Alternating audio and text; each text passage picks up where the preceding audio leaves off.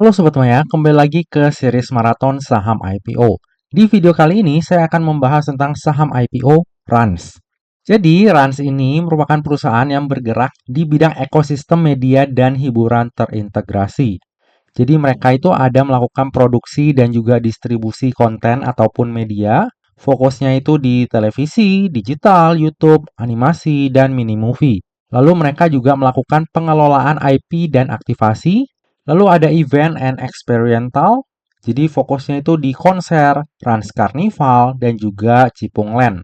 Lalu setelah itu mereka juga punya bisnis pendukung dan retail. Jadi kayak FMCG, makanan ringan, dan juga kosmetik. Nah, berikut ini adalah rekam jejak dari Rans. Nah, Rans ini pertama kali beroperasi komersial di tahun 2018. Lalu di tahun 2021, pertama kali ada tuh yang namanya Rans Carnival. Lalu ekspansi ke olahraga, Rans Exchange, lalu pembentukan talent group The Dudas. Lalu di tahun 2022, Rans ini mulai diversifikasi ke FMCG, melakukan pendirian PT Rans Nikmat Sejahtera untuk sektor food and beverage. Lalu di tahun 2025, kantor pusat Rans pindah ke Rans Office Building BSD di Tangerang Selatan. Nah, ini adalah contoh konten yang dibikin oleh Rans. Viewsnya banyak ya Sobat Maya ya. Dalam 4 tahun terakhir, Rans ini udah menyelenggarakan lebih dari 20 event off-air dan berhasil menarik lebih dari 700.000 pengunjung offline. Detailsnya bisa Sobat Maya baca di sini ya. Jadi Rans ini memposisikan eventnya itu bukan semata-mata sebagai kegiatan one-off ya ataupun satu kali aja, melainkan sebagai aset hiburan yang dapat dikembangkan secara berulang, diperluas skalanya, dan dimonetisasi lintas kanal, termasuk melalui konten turunan, distribusi digital, aktivasi IP, sponsorship, serta pengalaman konsumen secara langsung. Jadi bisa jadi recurring ya buat Rans ini. Lalu berikut ini adalah para pemegang saham dari Rans. Pastinya Sobat Maya udah banyak kenal ya nama-nama di sini ya. Jadi yang pertama, pemegang saham terbesar tentu saja dimiliki oleh Raffi Ahmad, artis yang sangat terkenal ya. Lalu di sini juga ada istrinya, yaitu Nagita Slavina. Nah, paling beberapa yang menarik juga bagi saya akan jabarkan kepada Sobat Maya. Jadi di sini ada PT Indonesia Entertainment Group. Ini adalah bagian dari MTech Group. Jadi MTech di sini masuk lumayan gede di 7,23%. Malah sebelum IPO itu di 9,04%. Lalu di sini juga ada nama Bapak Doni Oskaria. Harusnya kalau misalnya Sobat Maya memang menekuni dunia saham, harusnya nggak asing ya dengan nama Bapak Doni Oskaria ini. Jadi Bapak Doni Oskaria saat ini menjabat sebagai Kepala Badan Pengaturan Badan Usaha Milik Negara. Selain itu, Pak Doni Oskaria ini juga merupakan Direktur Operasional dari Danantara. Lalu beliau juga punya berbagai jabatan penting ya. Sobat Maya bisa coba cari-cari di Google, banyak informasinya. Lalu selanjutnya ada Bapak Sutanto Hartono. Nah, Bapak Sutanto Hartono ini adalah Managing Director MTech sekaligus CEO dari SCTV. Lalu di sini juga ada Kaisang Pangarep dan ini ada PT Ekonomi Baru Investasi Teknologi yang ternyata isinya itu juga menarik nih Sobat Maya. Nah, untuk PT Ekonomi Baru Investasi Teknologi atau EBIT, ini pemegang sahamnya adalah PT Bali Bintang Sejahtera. Ini udah listing ya di bursanya kita. Kode sahamnya itu BOLA. Lalu ada juga Filmen Samuel Tanuri. Nah, Filmen Samuel Tanuri ini adalah direktur utama dari Trimega Sekuritas. Jadi sampai di sini udah cukup kebaca ya orang-orang yang ada di baliknya Rans ini. Orang-orang gede semua sih banyaknya ya. Nah, di IPO-nya Rans ini akan ada lock-up period ya Sobat Maya. Selama 8 bulan dari semenjak Rans ini listing di bursanya kita. Nah, untuk profile dari EBIT ini Sobat Maya juga bisa cari-cari di Google ya. Menurut saya pribadi, karena underwriter-nya juga adalah Trimega, tentunya hal ini menjadi hal yang menarik ya. Oke, lalu ini adalah beberapa jajaran komisaris direktur yang saya highlight. Jadi, komisaris utama dari Rans ini adalah Bapak Darwin. Nah, Bapak Darwin ini juga menjabat di beberapa perusahaan TBK, kayak di DCI, lalu ada MDIY, terus di beberapa perusahaan TBK lainnya. dan pernah juga jadi presiden komisaris di Mandiri Sekuritas. Jadi pengalamannya bukan kaleng-kaleng lagi ya. Menurut saya pribadi, hal ini adalah salah satu poin positif bagi Rans ya. Jadi jajaran komisarisnya itu memang kompeten. Lalu untuk direktur utamanya sendiri adalah Ibu Nagita Slavina ya. Nah, Ibu Nagita Slavina ini selain direktur utama Rans, beliau juga artis ya.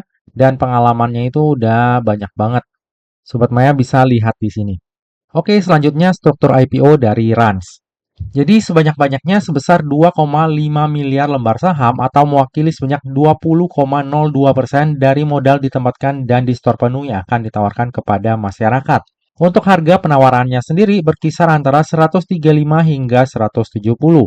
Sehingga dana yang akan diraup dari IPO-nya Rans ini adalah sebanyak-banyaknya sebesar 429 miliar. Lalu dana IPO tersebut akan digunakan untuk tujuan-tujuan sebagai berikut.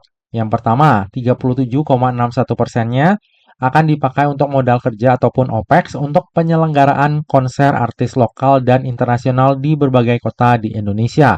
Lalu sebesar 18,64% atau sekitar 80 miliar, ini akan dipakai untuk CAPEX ya, ataupun belanja modal untuk pembangunan 9 lokasi taman bermain dan edukasi permanen yang namanya itu Cipung Land. Nah, untuk tujuan penggunaan dana IPO yang ini akan dilaksanakan bertahap ya, dari mulai 2026 hingga 2027.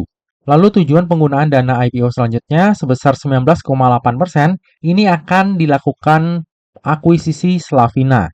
Jadi ini nantinya sebesar 51% kepemilikan saham di PT Rans Kosmetika Indonesia akan dimiliki oleh Rans. Lalu selanjutnya sebesar 8,82% ini akan digunakan untuk ekspansi F&B di PT Rans Nikmat Sejahtera. Lalu sebesar 8,15%-nya atau kurang lebih 35 miliar ini akan dipergunakan untuk pembentukan JV ya ataupun joint venture di AI Tech. Nanti JV-nya itu bersama dengan Fitloop. Lalu yang terakhir sebesar 6,98% atau sebesar 29,95 miliar ini akan digunakan untuk pelunasan utang kepada fasilitas kredit BNI. Nah, untuk tujuan penggunaan dana IPO-nya ini cukup bagus ya Sobat Maya, karena tentunya akan meningkatkan kinerja dari Rans ini di masa mendatang. Cuma yang saya agak quote-unquote tuh pertanyakan ya sebenarnya di akuisisi ini sih.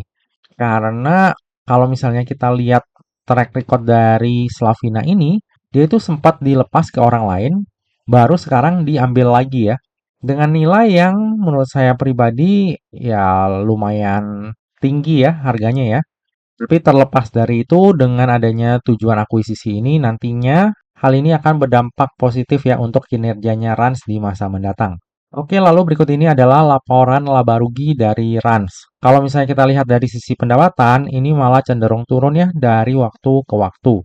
Bisa dibilang bisnisnya Rans ini masih kurang stabil ya Sobat Maya. Lalu jika kita lihat dari sisi laba bersihnya juga nggak stabil ya. Dari 2023 ke 2024 ada kenaikan, tapi dari 2024 ke 2025 turunnya cukup signifikan. Nah, di 2024 ini bisa lumayan tinggi labanya itu karena adanya one off income ya dari pelepasan entitas anaknya. Jadi klub sepak bolanya dilepas dapat 44,9 miliar ini. Kalau misalnya nggak ada ini ya maka labanya akan jadi lebih kecil ya. Nah, walaupun net profit margin dari Rans ini cukup tebal, tapi menurut saya pribadi, dari sisi kinerja ya, masih belum stabil Sobat Maya. Potensi untuk growth itu tentunya ada, apalagi kita melihat orang-orang di baliknya, koneksinya, itu tentunya masih sangat ada. Cuma untuk saat ini, saya lihat tuh kinerjanya masih belum stabil. Nah, apakah setelah IPO Rans ini akan lebih stabil untuk kinerjanya? Ya, tentunya semua investor mengharapkan hal tersebut ya. Oke, lalu berikut ini adalah kebijakan dividen dari Rans. Jadi mereka tuh berencana untuk membayarkan dividen itu sebanyak-banyaknya sebesar 35% dari laba bersih. Ya, angka yang cukup bagus. Dan kalau misalnya kita lihat historical pembagian dividennya, terakhir itu di tahun 2025 Sobat Maya. Dan dividennya itu bagi saya pribadi ini gede ya. Dan tentunya ini menggerus ekuitasnya. Jadi agak sayang karena dibagikannya sebagai dividen tunai. Kalau misalnya jadi dividen saham ya oke ya, karena nggak menggerus nilai ekuitasnya. Tapi pastinya dari sisi manajemen Rans punya pertimbangan sendiri. Hopefully ketika udah IPO ya mereka juga tetap royal ya untuk pembagian dividen ini, tanpa mengesampingkan potensi untuk growth di masa mendatang. Oke, lalu selanjutnya saya ingin bahas tentang penjatahan terpusat di IPO-nya Rans Sobat Maya. Menurut saya ini adalah salah satu hal yang sangat menarik. Kalau misalnya Sobat Maya perhatikan, di IPO lainnya kayak Jelly, PRDL, EMI, JECX, terus di Batch, itu semuanya udah pakai skema pooling yang baru. Tapi di Rans ini, dia itu masih pakai skema yang lama Sobat Maya. Jadi kayak untuk penjatahan atas dan bawahnya itu masih pakai perbandingan 1:2. Bukan yang terbaru 1:1. Setelah saya coba cari tahu, kalau di media dan di news dikatakan kenapa mereka masih pakai skema lama karena dokumen untuk IPO-nya ini masuk sebelum Maret 2026. Jadi masih bisa pakai skema lama. Em, Sebenarnya agak aneh karena WBSA aja udah pakai skema baru kan. WBSA kan dia aja pakai bukunya itu bukan buku full year 2025. Jadi ya ini sebenarnya agak aneh, tapi bagi saya pribadi, quote unquote ini menarik sih. Menurut Sobat Maya gimana? Coba share di kolom komentar ya. Oke, kita lanjut. Lalu yang akan menjadi underwriter di IPO-nya Rans ini adalah Trimega Sekuritas Indonesia atau dengan kode brokernya LG. Nah, LG ini sekaligus akan mengawal saham IPO JECX ya Sobat Maya ya, JEC.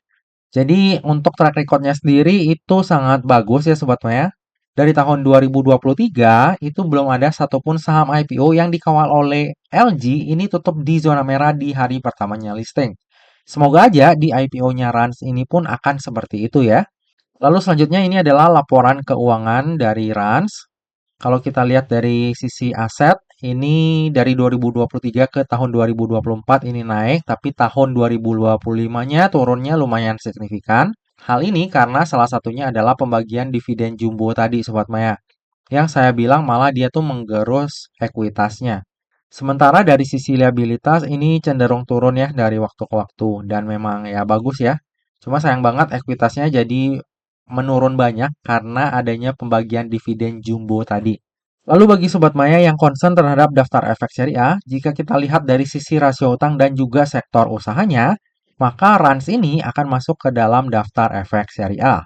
Cuma di website eIPO itu masih belum muncul label syariahnya ya. Jadi bagi Sobat Maya yang ragu mungkin bisa lihat lagi di prospektus finalnya, apakah nantinya Rans ini masuk ke dalam daftar efek syariah atau enggak. Oke, lalu berikut ini adalah valuasi dari Rans di rentang harga IPO-nya, yaitu dari harga 135 hingga 170. Jadi, jika Rans ini listing di harga terendahnya, yaitu di harga 135, maka PI-nya itu akan berada di 30,03 kali, dengan PBV sebesar 2,5 kali, dan market cap di 1,7 triliun. Lalu jika nantinya Rans ini listing di harga tertingginya, yaitu di harga 170, maka PI-nya itu akan berada di 37,81 kali, PBV-nya di 2,7 kali dengan market cap sebesar 2,1 triliun. Nah, untuk valuasi dari Rans ini cenderung agak mahal ya Sobat Maya ya. Dengan pendapatan yang tadi itu kita bisa lihat 300 sampai 400 miliar, tapi market cap-nya sampai 1,7 triliun, ya ini agak lumayan mahal ya dan berat ya harusnya ya. Cuma untuk harga IPO-nya lumayan menarik ya di harga seratusan. Oke, dari tadi udah banyak hal yang kita bahas, sekarang tiba juga kita ke bagian kesimpulan. Kesimpulan yang pertama, bisnis dari Rans ini masih kurang stabil ya, namun punya prospek pertumbuhan yang baik di masa mendatang. Nama orang-orang besar di baliknya seharusnya bisa menjadi sentimen positif di IPO-nya Rans ini. Kesimpulan yang kedua, valuasi dari Rans ini tergolong agak mahal ya untuk ukuran saham IPO. Untuk penggunaan dana IPO-nya ya lumayan bagus dan seharusnya bisa meningkatkan kinerja dari Rans di masa mendatang. Kesimpulan yang ketiga, underwriter dari IPO-nya Rans adalah LG. Nah, track record LG dalam mengawal saham IPO sangat bagus ya. Belum ada satupun saham IPO yang dikawal oleh LG itu tutup di zona merah di hari pertamanya listing. Semoga aja di IPO-nya Rans ini juga akan bagus ya. Kesimpulan yang keempat, jika kita mengacu pada prospektus, Skema pooling dari Rans ini akan mengikuti skema pooling yang lama. Nah, jika hal ini beneran terjadi, maka Rans ini akan menjadi satu-satunya calon emiten yang masih menggunakan skema pooling lama. Dan bagi saya pribadi, hal itu quote-unquote sangat menarik.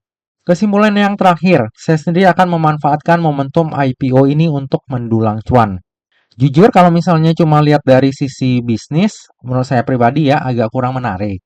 Cuma kalau misalnya saya lihat orang-orang di baliknya, lalu underwriter-nya LG, lalu melihat quote-unquote kepentingan di baliknya, harusnya Rans ini malah jadi salah satu saham IPO yang berpotensi ya. Makanya saya sendiri memutuskan untuk memanfaatkan momentum IPO ini untuk mendulang cuan. Namun seperti biasa ya Sobat Maya, yang namanya saham, terlebih saham IPO, itu nggak pernah luput dari yang namanya resiko. Jadi pastikan bagi Sobat Maya yang ingin mengikuti saham IPO Rans, pastikan Sobat Maya melakukan order ataupun pemesanan sesuai dengan resiko yang siap untuk Sobat Maya tanggung ya. Lebih lengkapnya nanti saya akan order berapa, akan saya share di tab community untuk Sobat Maya pengembangan dan utama nanti. Nah Sobat Maya, demikianlah video review saham IPO Rans. Semoga aja video ini dapat bermanfaat bagi Sobat Maya semuanya dan dapat menjadi bahan pertimbangan nih. Apakah Sobat Maya akan membeli saham IPO Rans atau enggak?